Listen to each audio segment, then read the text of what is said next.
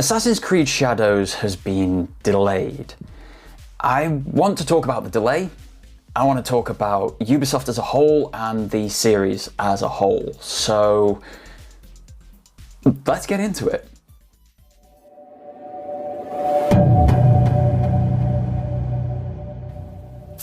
I think it will be appropriate to start with the actual statement from Ubisoft about the delay of the game. Just go over that and then talk about my feelings about Assassin's Creed Shadows, the series as a whole, and basically the company as a whole as well, because alongside this delay, a lot of statements have come out from Yves Guillemot, the CEO of Ubisoft, and they sort of paint a picture of where we're at with the company, the series, and everything as a whole right now. So let's get into it and start with the statement about the actual game delay.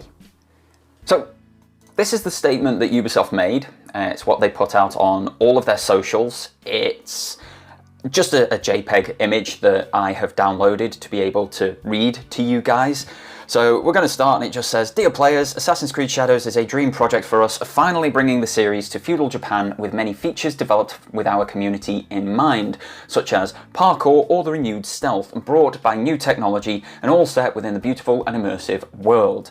This is an ambitious addition to the franchise, a rich experience that can be lived through the eyes of two unique protagonists, but we realise we need more time to polish and refine the experience, pushing further some of our key features."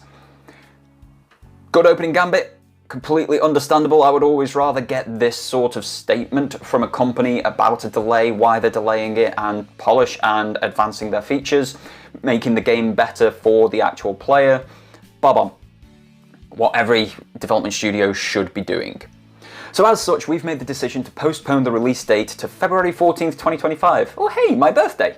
The game will release on a broad range of platforms, including Steam at launch. That's huge. Ubisoft don't normally launch on Steam at the same time as every other platform because they've got their own PC storefront, so they've always wanted to push the Ubisoft store and have you buy from there and use the Ubisoft launcher and everything. So if they're then putting stuff on Steam at launch, that opens up more avenues for more people to play because that Ubisoft launcher is pretty crap. But it also means that they can make more sales. Win-win all round. Good addition, good update, that one, Ubisoft and Team Massive. Well done. Additionally, pre-orders will be refunded and all future pre-orders will be granted the first expansion for free. They did this about 10 years ago with Assassin's Creed Unity when they messed up the launch of that particular game, when it was launching without character models. You had eyes and lips just floating around the game world. So yeah, that's, again, good update, nice to see. It entices people in. Bit of a bummer for anybody who has pre-ordered with the editions that have those season passes within, but as they said, they're refunding all pre-orders, so you basically just buy it again and you get it at a better price, hopefully, maybe, we'll have to see. We understand this decision will come as disappointing news, especially to those who've been waiting patiently for an Assassin's Creed game inspired by feudal Japan, but we sincerely believe that this is in the best interest of the game and ultimately your experience as a player. As I said at the start, anything that makes the game better for the player is a positive. If that means a delay to the title, then so be it. Those who've been patiently waiting for an Assassin's Creed game inspired by feudal Japan, where were you in 2012? Literally 12 years ago is when people were asking for this game. You may have missed the boat on this one. I'm just saying, from a fan base perspective, we've been asking for 12 years, or we were asking heavily 12 years ago. Where was this then? It does seem like a little bit late, but again, we'll have to get the game in hand to see if it's actually any good. Rest assured, we are looking forward to the moment that you will embark on a memorable adventure with Noe and Yesuke. Until then, we thank you for your ongoing support. Signed off by Mark Alexis Coate on behalf of all teams working on Assassin's Creed Shadows. Personally, as far as statements go, I'm kind of absolutely fine with this one. It's very PR based, it's very what you expect when a game is delayed, when a game is not going to be coming out when it was initially scheduled to. As I've already said, delaying a game to make it better for the player is perfect. Just do it. Like, we understand these things happen as players, We would prefer that better experience. So just delay it, make it better. We're not going to argue with a better quality game, ever. My question is why it is a month before launch that we are hearing about this. Surely they know further out than a month before this game releases that it's not going to be ready, that it is going to need to be delayed. Why are they telling us now? And why is the timing so hilariously bad? By that I mean the day before this announcement came out. Bear in mind that they will have had this announcement in progress prior to the confluence of events that happened. But the day before this statement came out, this happened. This is a trailer for the Ghost of Tsushima sequel. It's called Ghost of Yotei. It's set in the exact same time period as Assassin's Creed Shadows. It has the same sort of vibe as Assassin's Creed. It has the same sort of female lead as Assassin's Creed Shadows, in that she is a Ronin, she is well versed in combat and stealth because she has taken on the mantle of Ghost from the first game, and so on and so forth. And this looks absolutely amazing. The day after that trailer was released, this statement was released, and the timing, especially with the internet's sort of tongue-in-cheek, oh, Ghost of Yotei just absolutely destroyed Assassin's Creed Shadows before Shadows has even launched, was not lost on people. Like I say, this statement, this delay, this will have been in place and will have been happening and known about internally long before that state of play happened with PlayStation and that Ghost of Yotei trailer was released upon the world. But that trailer happened less than 24 hours before this delay notice came out, and it's just absolute hilarity where people were saying, oh, Assassin's Creed Shadows is dead because of Ghost of Yotei, and immediately after, oh, Assassin's Creed Shadows is delayed. Now, I mentioned this quite a while ago, actually, at the 15th anniversary of Assassin's Creed, and just going over all of the announcements there, so like Project Red, Project Hex, Mirage, and all these other things that they were talking about, Codename Jade, and all that sort of stuff. I'll play the clip here about what I said about the issues that Project Red, which became Assassin's Creed Shadows, was going to have. Codename Red faces a much bigger problem when it comes to a Japanese-based Assassin-style game. That problem is Ghost of Tsushima. Ghost launched in 2020 on the PlayStation 4 system, and it blew pretty much everyone away. It won multiple Game of the Year awards, both industry recognised and content creator made. It created a lore as to why this man became an assassin, and it offered an Assassin's Creed experience that Assassin's Creed hadn't done for over 5 years, and still hasn't come 2022. It had a defined and expertly executed 3-act arc, simplified skill trees and upgrade paths, mechanics built to promote player autonomy, superb writing, acting and direction across the board, rewarding simple gameplay with a high skill ceiling. It had Nobu, my horse, and the list goes on. Ghost of Tsushima did the Assassin's Creed thing, but it did it to a level that Ubisoft have never been able to achieve. Not even with the excellent Assassin's Creed Brotherhood. Sucker Punch took the formula, bettered it, then perfected it in one single release. No matter what else happens with Red, it is an open-world RPG set in feudal Japan. It is going to be compared to Ghost of Tsushima no matter what. It has to be. They're the same style and setting of game. If Red isn't half as good as Ghost, it's going to go down in history as an abject failure. Those statements, I feel, are still 100% true. For the simple reason Ghost of Tsushima exists.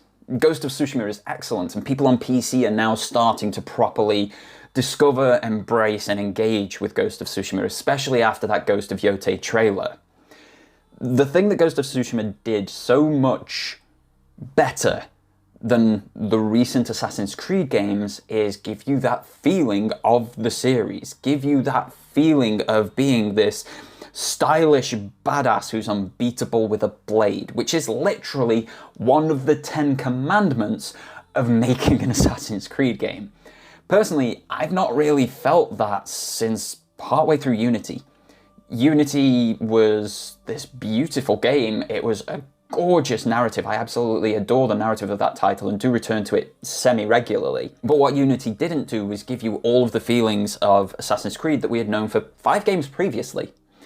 And then Syndicate went even further from that. It had this number spam combat system. You did not feel like a badass with a blade when you were slicing people across the face, then the belly, then stabbing them 6 times, kicking them away, letting them come back, dodging, slicing them again, stabbing them twice with your hidden blades, and they were still standing. They still had health in their health bar. That's not a stylish badass unbeatable with a blade. Yeah, I mean, the assassins looked pretty darn good in Syndicate, but they were failing in being unbeatable with a blade. Whereas Jin felt unbeatable. The perfect parry, the perfect dodge, the ghost stance, which literally terrified people still and meant they then couldn't move. That game gave you the feeling that Assassin's Creed hadn't for years. I had felt similar to that in Origins, and I was willing to forgive the bits of the Assassin's Creed formula that it didn't meet because you were forming the Creed in Origins. Bayek was the first assassin. He only at the end of the game built the insignia, built the Brotherhood, had people willing to chop off their ring finger to match him who had done it with the blade when he was assassinating a target earlier in the game. The hoods, staying in the shadows, building the tenets of the Creed. These were all things that happened within the game, and by the end of the DLC, you felt like an assassin again. But then Odyssey just undid all of that, and Valhalla was trying to balance between the two and failed miserably. So we've not felt like an assassin for a long, long time at this point. Probably 2012's Assassin's Creed 3 or 2013's Assassin's Creed 4 Black Flag, where you also felt like a pirate as well as an assassin. Very, very well done game. But yeah, Unity onwards, you haven't felt like an assassin. And then 2020, the year that we got Valhalla, out comes Sucker Punch, a PlayStation studio, and they do the feeling of Assassin's Creed better than Assassin's Creed. They've now got a new game coming in the exact same year as the next huge Assassin's Creed release, and I feel like we're going to hit the same problem for Assassin's Creed Shadows, where it's going to be an okay game at best. It's going to be a bit of a slog from a lot of the leaks we've seen. There's going to be basically a Sims build mode in it. That's not needed. There's all of the collectibles that aren't needed. There's all of the side quests that are copy, paste, rinse and repeat that aren't needed. And then Yote, the follow-up to Ghost of Tsushima, is going to be this honed direct experience. Yes, it's going to have side quests. Yes, it's going to have mythic tales, but it's going to be a much more honed experience because that's what Sucker Punch do when they do sequels. They take what they did excellently first time round and make it exceptional second time round. Look at Infamous 2. Look at Sly Cooper 2. Sucker Punch have a track record of incredible sequels. I don't think they're going to mess that up with such a well-respected and well-received IP as The Ghost. So yeah, Shadows faces the issue that Ghost of Tsushima exists, and now Ghost of Yote exists, and Ghost of Yote is launching in the same year. They also face the issue that they've put this into February, when a new IP from Xbox is releasing in Avowed, which a lot of people are looking forward to because it is from Obsidian, an excellent, excellent studio, and Avowed looks pretty decent. It doesn't quite look like it did when it was first announced, but it's still got my interest personally. But also later in February, Monster Hunter Wilds, one of the biggest franchises on the planet, and you're trying to go head to head with that. I don't think February was the smartest move here, Assassin's Creed. You should have maybe moved it to March or April, where there's not a lot else releasing. Because just moving it to February also only gives the team 3 months to make adjustments, to make changes to this game. There are some big challenges in Assassin's Creed Shadows. In trailers, you have seen massive clipping, you've seen animations and glitches in trailers. This is their best footage. This is the best that they can offer you, and you're already seeing inconsistencies, problems, and challenges with the game in the best footage they have available. It does not bode well for the rest of the title. So 3 months is not going to be enough to polish all of those issues out. It's also not going to be enough time to address a lot of the cultural insensitivity and incorrectness that is ongoing in Shadows. There's many Japanese creators out there that you can go and watch. This auto-dub feature on YouTube has rolled out to quite a few people, so you can actually get it in English or just put the subtitles up if you're from this neck of the woods or any language that is supported, and see what actual real Japanese people are saying about Shadows and the inaccuracies that are within it and the insults that are within it. Let's not forget that during this, Ubisoft have stolen artwork and not paid people. They have stolen copyrighted flags from Japanese clubs, teams. I can't quite remember what they are, but they've put things in this game that they do not have permission to use and not paid people for them. And even in their marketing campaign, they have gone ahead and breached copyright. They used this sword to promote Assassin's Creed Shadows. This sword is called Sandai Kitetsu III. It is a sword from One Piece. One Piece is basically religion in Japan. On a Sunday night, everybody sits down to watch One Piece. And yet, there they were at a game convention, at a game show, with this sword on the Assassin's Creed Shadows stand. This sword does not belong to them. This sword, these curse marks, this hilt, this Tsuba, they are all copyright of Eiichiro Oda and One Piece and Toei Animation and Shueisha, the publisher.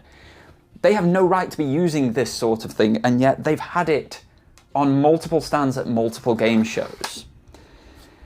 I don't know if 3 months is going to be enough to address all of these issues, copyright issues, balance, bug, and stability issues, cultural insensitivity and inaccuracy issues, and that inaccuracy won from a franchise that prides itself on historical accuracy is absolutely appalling. It shouldn't even be part of the conversation. You've done so well in so many other games and promoted so much industry, travel, and tourism for a lot of places. Italy's tourism, Firenze's tourism is incredible because of Assassin's Creed 2. People still visit Firenze for Ezio Auditore. If you get it wrong in Shadows, people love Japan and they've never been there. That's not something you should be getting wrong. And 3 months isn't enough to correct these 3 big problems. Whereas 5 months, 6 months, you could probably do something about all of that. Whether it is paying the artists, paying and representing these clubs correctly within your piece of art, and then sorting out all of the stability issues, and maybe not using a almost religious-esque icon for your marketing in Sandai Kitetsu III. That would probably be good. I think it needs longer on the delay to correct everything we've seen that is wrong with the game. But it's indicative of the franchise, isn't it? I did say I wanted to talk about the franchise as a whole, in general, and I did say I wanted to talk about the company as a whole. This situation speaks volumes to what's going on at Ubisoft. It speaks volumes to why the series has gone the way that it has, and it speaks volumes to us, the players and the customers, as to whether we should purchase this title. Just after the delay, there were some statements from Yves Guillemot, some interviews with Yves Guillemot that were published. One of those statements was to IGN. This is the article. So this is the IGN article that I'm talking about. They had a bit of a, whether it was like sound bites or quotes or whatever the case may be, They were talking about, same as me, it's competing with Ghost of Yotei, it's also going to be competing with Monster Hunter Wilds and a bunch of others in that February release slot. And there's a quote down here from Yves Guillemot saying that there is a lot of space for very high quality games, and those two games can sell very well, specifically speaking about Assassin's Creed Shadows and Ghost of Yotei. For me, judging off the quality of the series over the past few years, this statement does not hold true. Assassin's Creed Valhalla, for all of those that enjoyed it, there were a bunch more that didn't. If you look at how many people actually completed the story in that game, it's less than 20%. When you look at like trophy earnings, achievement earnings across all the different platforms, less than 20% of all players got to the end of the story in Assassin's Creed Valhalla. I think it's lower in Mirage. I might be wrong on that one, it might have risen since because Mirage has gone on to some amazingly cheap sales, but at the time that I last looked, I think it was less than 20%, less than Valhalla's completion rate that Mirage had, and that's a much shorter game. This speaks to a problem with the franchise that players like I have. The story was always one of the most important things. Yes, the gameplay was vital, the gameplay was important, but the story is what drew people in, kept people coming back. Who are those who came before? Why are we reliving these memories? Can we get more of Altair's story, more of Ezio's story, more of Desmond's story? Desmond held everything together. Do not forget that Desmond was the main character of this franchise, and we were meant to get a full modern-day game with him as the main character. And that has never transpired. The feelings that we had in those games, the being unbeatable with the blade, being a stylish badass, having our story told in gaps in the history, not just fantastical weird stuff, that everything had a plausible technological explanation, it wasn't some fantasy stuff. We've walked so far away from what made this series special to so many people. And it's okay to have a series that doesn't appeal to everybody on the market. But in an earnings call or an earnings statement that Yves Guillemot made after this delay, he was talking about maximizing the player base by appealing to as many people as possible with each game that they create, and monetizing those games through a game as a service model. Essentially what this means is that the game has to be as generic as possible. It can't have that special, unique individuality to it. It can't have that persona that only speaks to a few people, because if you're trying to appeal to the broadest demographic possible, you have to be as generic as possible. You can't annoy demographic A over there by not having stealth mechanics in the game. But by the same token, you can't annoy demographic C over there by not having combat mechanics in the game. And then you've got to go through route B that both of these can achieve in to have both of those crowds happy. But then you've got D, who just want to muck about, kill anybody on the map, even though that goes against what built this franchise. The assassin kills, but they are not a murderer. They will not harm innocents. That is one of the commandments of making one of these games. Yet since Odyssey, you've been able to slaughter entire towns and villages with no recompense. Like, how does that make your character a good guy? Because I don't see it when they're mass murdering. By appealing to all of these different subsets of fans, by having stuff in the game that appeals to all these, and including like now we've got this base building thing, we've got this Sims type thing coming in Assassin's Creed Shadows, who is the game actually for? Because you could say it's for everybody, but when you've got just a taste of everything in a title, none of those things rise above. None of those things hit a level of quality that is exceptional.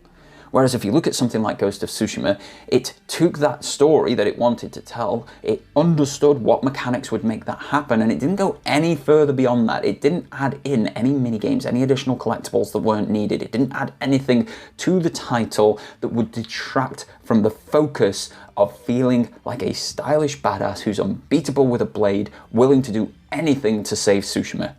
That game never deviated from that, and it's all the better for it because everything came up to a level of quality that they could put focus into to bring it to that level of quality that you cannot do when you have all of these other things within the game that you need to focus on and address. The series has degraded in quality. I don't think anybody can deny that. Assassin's Creed is not what it was back in 2012, 2014. The last time I felt truly mind-blown and gobsmacked off the back of an Assassin's Creed game was AC4, Black Flag. That was the last time it truly blew me away outside of Origins, but as I've already stated, Origins is a special case. It's a completely different game, but it was meant to bring the series full circle. And it wasn't allowed to do that because we then went further back in time and just basically started insulting that original fan base. So we've lost that quality. And this whole games as a service approach for single player titles as well means gameplay rewards that used to be in the title back in the day are now in a monetized store in the game. You want the best armor available, you've got to spend £20 more on the game. For one armor set, by the way. One armor set. 20 quid for more armor. And then they've got 70 of these armor sets available in the store. The series, due to the CEO's aims of making as much money as possible and appealing to as broad a range of people as possible, is dying on its feet. It is dying. And it is going the way of the dodo, essentially. And it's doing that because it has no identity. And it's the same with all Ubisoft franchises and IPs. You see it in their earnings calls that different IPs are losing money. They did it with Watch Dogs. Watch Dogs was this unique, brilliant idea about hackers in the modern day fighting against corruption and control, etc., etc. Really strong premise. I thoroughly enjoyed the first, I thoroughly enjoyed the second, and then the third one, they just went as generic as possible. Even going as far as using what sounded like AI voices before readily available AI voices were a thing. It was awful. It was shocking because it was so generic, it was boring. They did the same with Ghost Recon, they did the same with Rainbow Six, they did the same with Far Cry. They went as generic as possible to try and appeal to as broad a range as possible. But when you do that, when you try to appeal to as many people as possible, you are diluting every unique thing that makes these franchises interesting and special. And when you do that, you get a broader spectrum of eyes upon your IP that then don't like the boring genericness that's there. So after this rambling womble, bear in mind this channel is for unscripted, fairly unedited thoughts. I hope you sort of see where I'm coming from. I like the delay. I have no problem with a game getting delayed for quality's sake. I think they've made some positive consumer-focused choices with this delay, with the refunds and giving the first expansion away for free. I think that is great. It keeps people on side, despite the company already benefiting from the money that they've had on pre-orders in their bank account for months. It still keeps people on side. I hope they update and change the pricing of the game so that when it does launch, and with this whole first expansion being given away for free, that's reflected in the prices that people pay. But 3 months of delay is not going to be enough to address all of the issues with this game. They've got that copyright issue on multiple fronts. They've got the insensitivity and inaccuracy issues, which is hilariously bad for Assassin's Creed, a series praised for its cultural sensitivity and accuracy and historical accuracy, and they're just missing the mark completely with a setting that has been asked for 12 plus years at this point, that they may be coming to a bit late, and is going up against direct competition. Competition that has already done the feeling of Assassin's Creed better than Assassin's Creed has in the last 12 to 14 years. It's got its challenges ahead of it. I kind of hope it succeeds, because Ubisoft have launched a couple of incredible games this year. The Prince of Persia: The Lost Crown is one of my favourite games of 2024. it's incredible. It revitalized the series, it revitalized my attention for Ubisoft. But then you come back to their big franchises and their earnings calls and these public statements that Yves Guillemot is making, and none of it is focused on us, the player, the consumer. The problem they face is they're wanting to run this like a business. And you can't run arts like the business. You can't run it like, say, a communications company. You can't run it like Verizon or T-Mobile over in America. You can't run it like O2 or 3 here in the UK. You can't think of what's going to make the most turnover, what's going to make the most revenue, what's going to make the most money for us. Because when you're dealing with the arts, those thoughts of what's going to make the most money, how can we get it to appeal to the broadest set of purchasers, destroys the art. You have to diminish what your vision is to appeal to that wide range of folks. And ironically, when you then do that in the design phase, when you're trying to make a piece of art appeal to so many people, it has the opposite effect and ends up appealing to less and doing less successfully. What you kind of need to do with the arts, and it's weird in the entertainment industry because they are a business and an art hand in hand, and they both need each other to survive. These companies need to make money to make new products and pay their people and continue to exist in 2-3 years time sort of thing. But they can't do that without a quality product, and that quality product can't be something that is made to appeal to the widest range of people possible, because when you do, it becomes generic and boring and doesn't then sell. So you kind of need to just let your developers cook.